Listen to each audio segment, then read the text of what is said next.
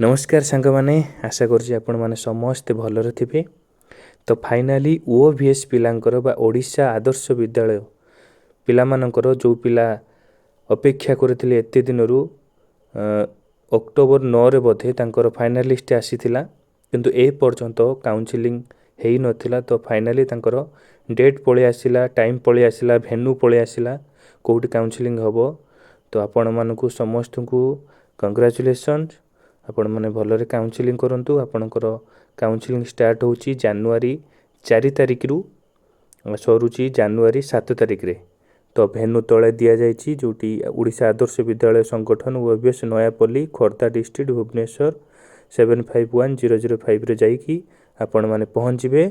Selected candidates to report at above venue 15 minutes before the scheduled date and time. आपण माने 15 minute पूर्वरु से venue रे जाईकी report करिवे हैला। जो भेन्यू दिया जायछि तळे से भेन्यू रे 15 मिनिट्स पूर्वरु आपण माने जाईकी रिपोर्ट करिवे आउ भलरे काउंसलिंग करिवे आउ निजे पसंद डिस्ट्रिक्ट स्कूल पाई जानतु।